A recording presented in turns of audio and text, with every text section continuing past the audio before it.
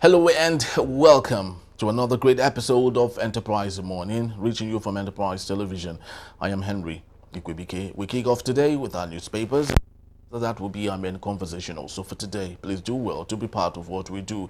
You can always find us at Enterprise TV News.com. You may equally like, comment, and follow us on all our social media platforms at Enterprise TV7. We have right here in our studios Emeka Madulago, journalist, public affairs analyst, to see through all that we have from our newspapers and possibly crisscross to our main conversation also for today. Good morning, Emeka. Yeah, my pleasure. Good morning. Thank you so very much. So let's get started with our the first news on our desk. And it's coming from the Daily Trust newspaper. And the big story, PDP, ADC, SDP take on Tinubu on opposition comment. And on the very lower strip of the same newspaper, Tinubu honors Yar Adua, Balarabe, Musa, Kudirat, Abiola, Shoyinka, and others. And also we have other stories here. 8 family members die in Zaria auto crash. Protest against hardship flops in different states of the country. But let's take a look at our talking point. No democracy as long as Rivers is under emergency rule. And that's coming from Dickson. Emeka Madunago, it's actually very obvious. Someone said that what we are practicing is civilian rule and not democratic rule. Why do you think President Bola Ahmed Tinubu, who I would love to believe understands what yesterday meant, that is June 12th, okay, but of course still has an emergency rule in a sub-sovereign? Yeah, thank you. Well, it's very clear. Tinubu has been like that since 1999. He's someone who doesn't brook opposition. He's someone who believes he knows it all. He's someone who believes that, you see, people should look up to him. You know, he believes that he's a benevolent giver. And so that's why you see he has, he jumped into the fray in Rivers State. Because up till now, the police have yet to prosecute those they said they arrested for the bombings. Who are behind the bombings of the pipeline, the Trans-Niger pipeline and the other pipeline? Who are those behind it? Up till now, nobody has come out. His minister, Nyesom Wike, who was the agent provocateur of the crisis, Tinubu the other day, Tinubu was praising him. And I pity Wike. Because that's Tinubu. Go and check him. When he was governor of Lagos State, people he praised. He praised Fashola to high heavens. But Fashola was almost impeached by Lagos House of Assembly. Ambode was denied the second term. Tinubu had 3 deputy governors within 8 years. So what do you expect from such a man? You know, he will not want anything that can prevent him from, you know, having a rough ride over Nigerians. You know, and then look at what's happening in Rivers State. It's a travesty. It's just a big, you know, it's a big display of hypocrisy. But people like Tinubu don't care. They don't care. So that is why you see that, you know, he has fallen out with some of his close associates like Ralph Aregbesola, because they say they cannot work with him. Look at his aide, Aliyu Audu, senior special assistant on media and publicity. He said he couldn't continue because of the creeping dictatorship being exhibited by Tinubu. He couldn't continue to work with him. That he didn't like the romance between Tinubu and Wike, you know, and the idea that Tinubu, is really fancying a one-party state. How can you box people, 220 million people into one party? You are quoting China. In China, none of them in power, none of them will be alive today in China. Yes. Given what is known about them, none of them. But of course, it is easy to only quote the side that benefits you. And then there were rumors that Fubara, Siminala Fubara, was going to be reinstated as governor of Rivers State, but he didn't do it. You know, it was even expected that as he went to the National Assembly to address that, the National Assembly would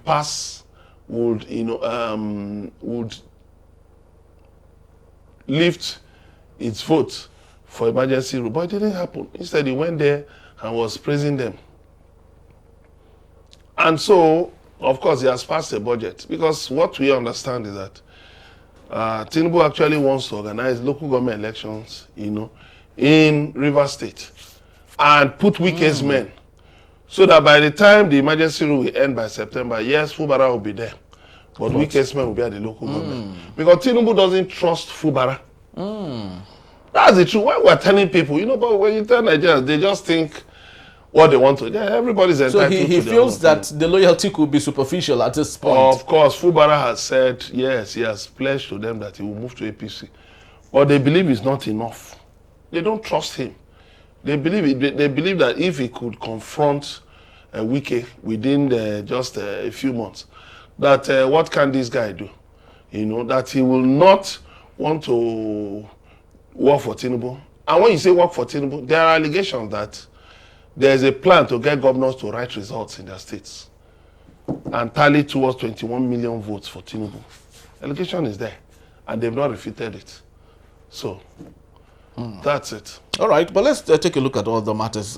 This time around, possibly, let's go international for a bit here. Survivor narrates a moment before crash that killed 240 people flying from India to London.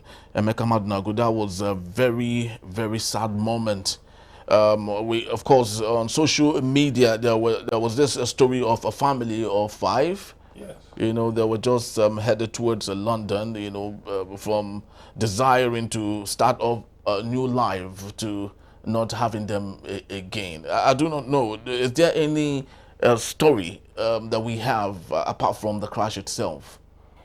No, the story about the students, the medical students in that hostel, in the dining room of the hostel, who were killed, also killed in the crash. About 5 of them also. Yes.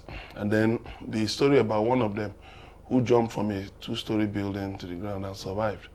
So the sad thing is that people are now connecting the dots with, and accusing Boeing of having kept quiet over safety concerns. There was an former employee of Boeing who came up to say certain things about Boeing's safety record. Just before he was due to give his testimony, he died mysteriously.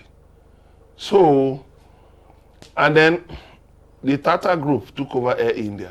But the Tata Group, they've been successful in different areas, but I don't know what happened this time around. So the Boeing 787 Dreamliner, people have expressed concerns that its flaps don't really come out very well, and that it has some safety issues. So I think Boeing needs to step back and have a critical look at its at what that former employee said. They need to look at it. You cannot hide the truth for long. Something serious will come along and everything will be blown up in the open. So my condolences to the families of those who died. It was something undeserving. And then the man who survived, people have nicknamed him Miracle. Well, he jumped through the exit door on seat number 11A. Okay, he jumped while the aircraft was just about to crash, or what? Yes, I think so. Yes, I think he took the exit out. Oh, really? So, but the police have said that there may be some survivors in the hospital because they're still investigating. So, but I think airlines should really look at this because the Boeing 787 Dreamliner, Qatar has ordered a lot, of it. And I understand that the Dreamliner, that the aircraft that Qatar Airways flies from Doha to Nigeria, that there are Dreamliners among them. So already people are even scared about the whole situation. So there's no price you can place on aviation safety. The skies must be safe for people to fly. Very, very true. But let's take a look at the Guardian newspaper for a bit. We have the big story here. June 12, President Nigerians differ on progress impact 32 years after. And also on the bottom strip, Abiola family seeks legislation to institutionalize June 12. Aliyah accuses religious leaders of fueling insecurity in Benue. And also we have other stories here. June 12, Soludo Fashola Jega advocate electoral reforms and national rebirth. And the universities must score, or varsities must score 70% in 4 key areas to get full NUC accreditation, says the federal government. And let's take a look at those who were honored yesterday. And it's saying Democracy Day, Tinubu honors Alex Ibru, Kudirat, Nwosu, Akinyemi, others with national awards. Particularly when it comes to this national awards, I love to ask, of what importance is it really to people? Because I understand that at a time Chinua Achebe rejected his. Yes. The CON. Yes. What's the CFR? Yeah, well, it's an addition. It's a badge of honor to the awardees. You know, at least it adds to their CV.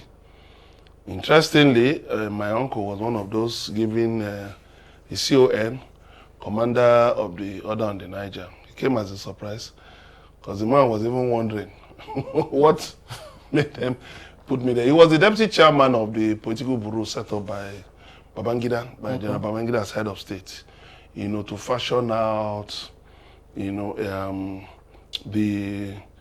the way forward, you know, to a democratic regimes, democratic administration. So that was what even gave birth to what Babangida now started doing, you know, disqualifying presidential candidates and all of that, you know, disqualifying aspirants and all of that. So, but they drew up a comprehensive program for return to civil rule. But, well, I don't know, they just picked. Because my uncle is also a member of the left. Okay. He's a Marxist, a member of the left. So maybe they just felt, let's get into the left and honor 1 or 2 or 3 people, you know. Well, congratulations to him and all the rest. But of course, the blunder they made where they put him on the posthumous list, you know, I had to raise the alarm that the man is still alive. And, so does that make the fact checkers possibly with Bola Ahmed Tinubu are not doing a good enough job? Bayo Onanuga and the rest of other people working with the media team. It tells you, we've always talked about it, the level of competence of people working in the media team. You know, do they really understand that they are, you know, actually to project the image of the presidency of Nigeria, not projecting their own idea about critics and opponents of the president. So you see Bayo Onanuga, you see Daniel Bwala, and some other fellows. At a point, sometimes you see like 5 of them writing against Peter Obi. Who is going to read all that? There are things the administration is involved in that you should do in bullet points. Then you should give people updates, progress reports on all these things. That is if there are. If there are progress. No.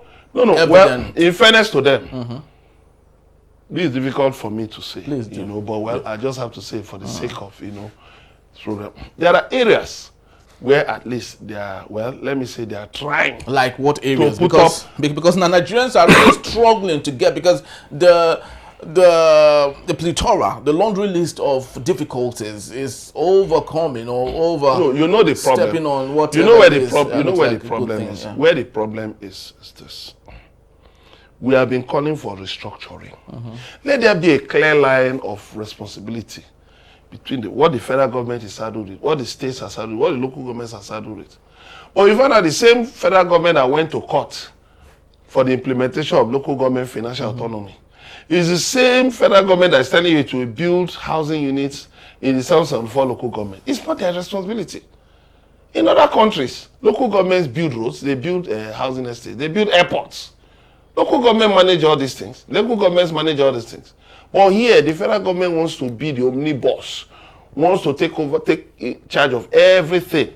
And then when people now accuse them of not doing enough to make the lives of Nigerians better, they begin to raise their hand. They tell you that governors now have a triple of their allocations. But you ask a question, what is the value of those allocations? Allocation of 2025 is less than allocation of 2020. Even less than allocation of 2023. Because the Naira has been devalued by 1,000 times. So what is the value? Even if a state government gets 1 trillion naira, what can it do with it? Let's face it. When road construction, 1 kilometer of road in Nigeria is 4 billion naira.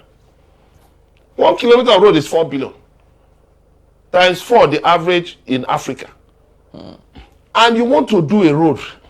That's why you can hardly see any state government doing a road of like 100 kilometers. You just see 6 kilometers, they celebrate it. 10 kilometers, they celebrate it. 20 kilometers. Those are actually roads that should be done by the local government. Because if you look at the scope, now, we've said, okay, hand over some of these, devolve powers to the states to do certain things. But the federal government is still distributing fertilizers. But you don't have federal farmers. You have a federal Minister of Agriculture, but show me federal farms.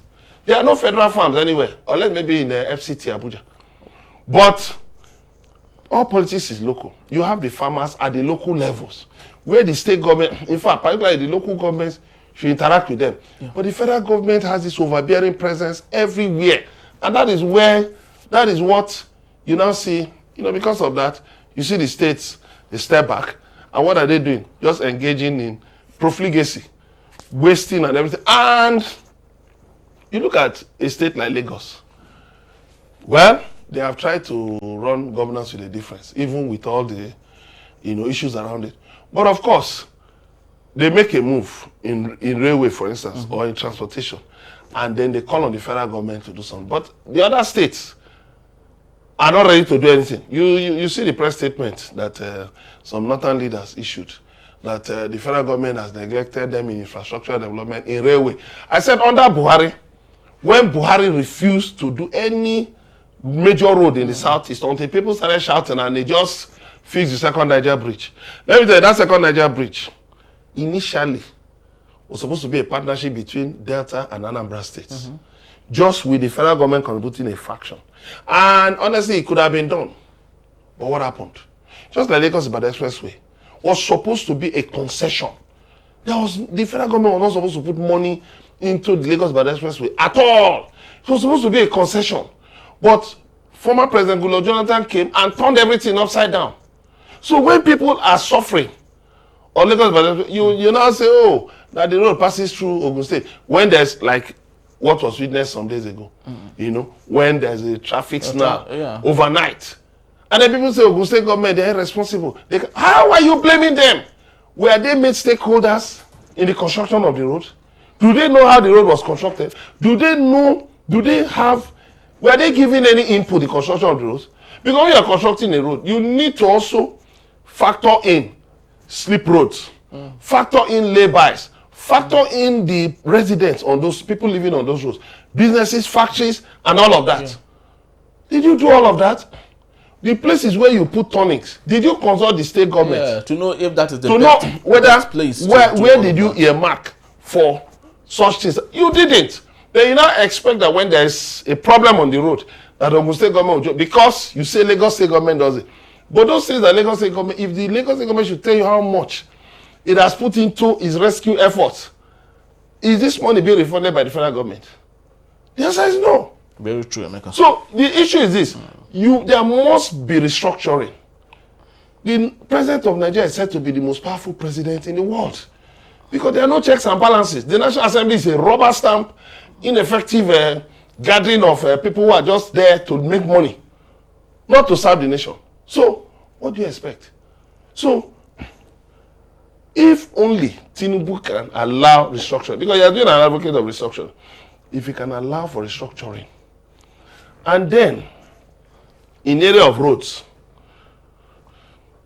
Umahi has tried. He's been trying here and there that, okay, out of the 3 trillion released to the Ministry of Works in 2024 and 2025, okay, we'll do roads. But you can see them doing some things, but that is not what people expect them to do.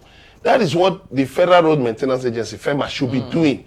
The ministry should be reconstructing roads, because some of these roads were constructed over 40 years ago.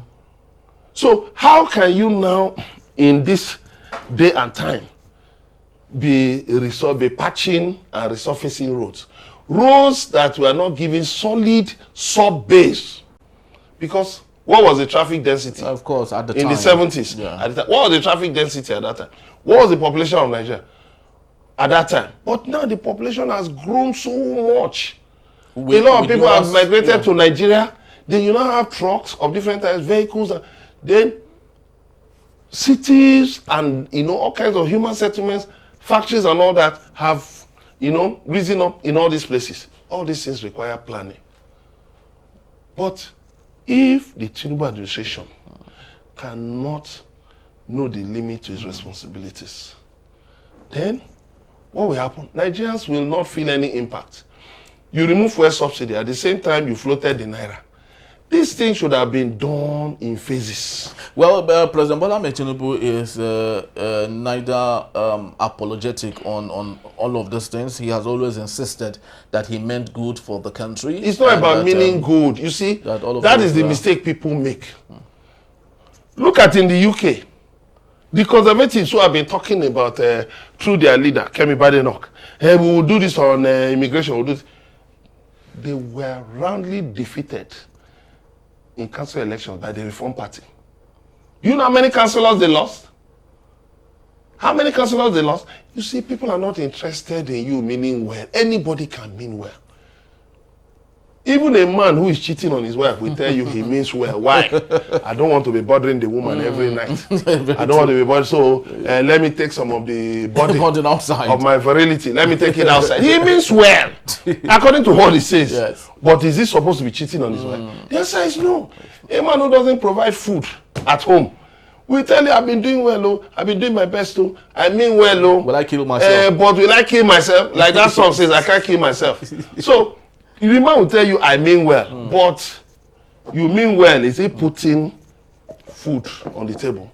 All right, Emeka, just before we leave, we have less than 2 minutes to do that. And Nigerians are coming up with the thought, do you think President Bola Ahmed Tinubu is envious of his boss, Moshood Abiola? Because yesterday we thought there would be June 12 was supposed to be one of the biggest celebration in Nigeria, but it was very low-key. Not because there was reason for it to be low-key, but it was just treated like it didn't matter. You see, the interesting thing is that Tinubu actually missed the symbolism of June 12.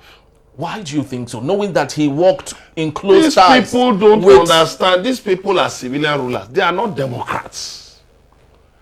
At least he would have done something remarkable, something extraordinary about it. What did Buhari do?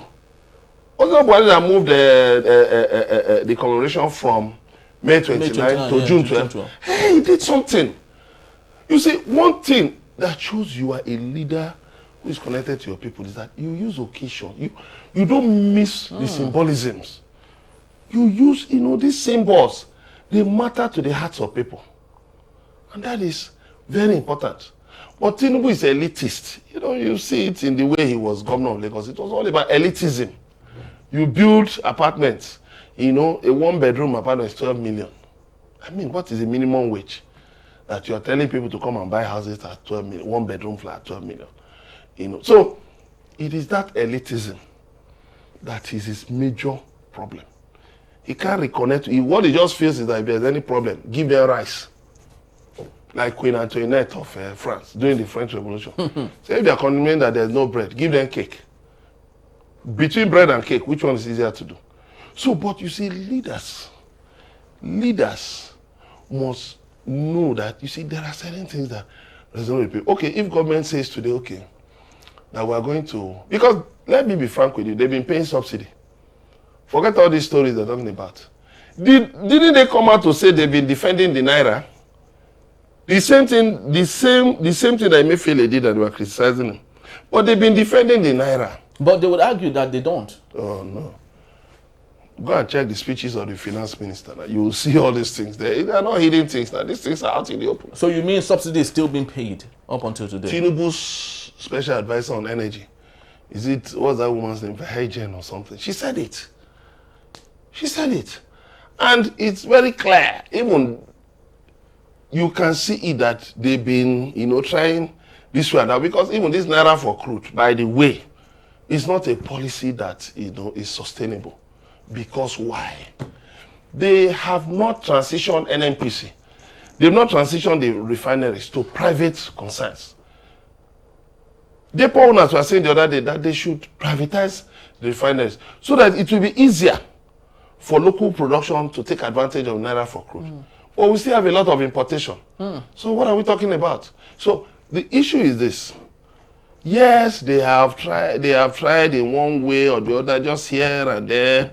You can see like the Minister of Interior, Tunji Ojo, what he has done in passports. And that's only passport. Lots of people have said the prisons were just changed from prisons to correctional center. But the persons still remain the same. No, but you know what? Those are the things they are missing.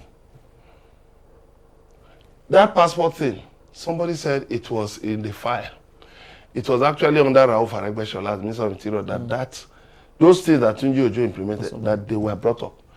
But why didn't Aregbesola implement them? So you see, it also has to do with vision. Visionary leadership. When people don't have a sense of the future, of where the nation, they don't know where the nation is, they don't know where the nation is going to.